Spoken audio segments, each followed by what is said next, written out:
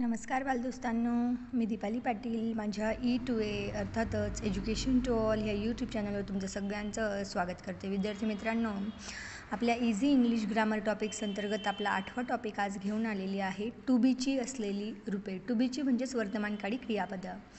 Use of am, is, are. To बीची वर्तमानकाळी क्रियापदं आहेत ॲम, इज, आर. टू बीची भूतकाळी क्रियापदं आहेत वॉज, वेअर. आणि टू बीची भविष्यकाळी क्रियापदं असतात विल, शाल.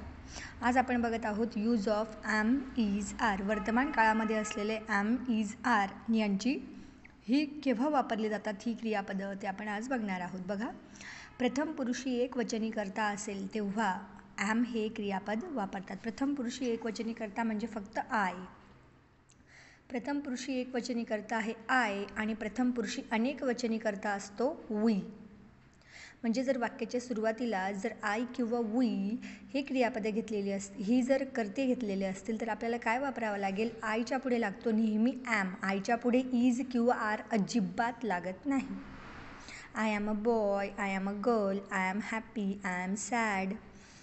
ओके. आणि प्रथम पुरुषी अनेक वचनी करता असेल त्या वी असेल तर आर ही क्रियापद वापरतात. वीच्या पुढे इज लागत नाही, वीच्या पुढे ॲम लागत नाही. वी इज, वी ॲम असं लिहिलं जात नाही, वी आर लिहिलं जातं. म्हणून लिहिलेलं आहे for example we are friends.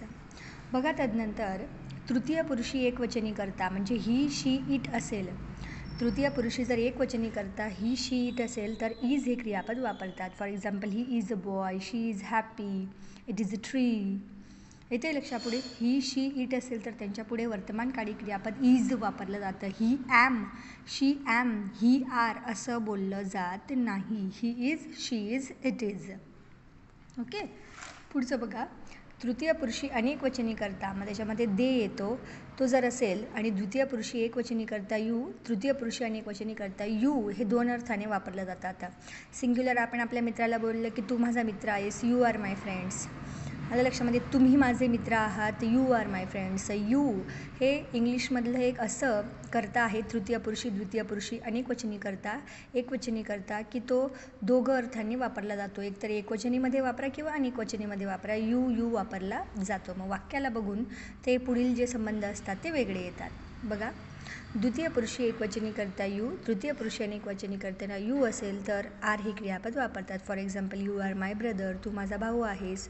You are my brothers, तुम्ही माझे भाऊ आहात. ब्रदर्सच्या पुढे अनेकवचन आलं म्हणजे इथे आपण हा यू अनेकवचनी तृतीय पुरुषी अनेकवचनी करता वापरत आहोत. यू आर फ्रेंड्स, तुम्ही मित्र आहात. इथे पण आपण तृतीय पुरुषी अनेकवचनी करता वापरत आहोत.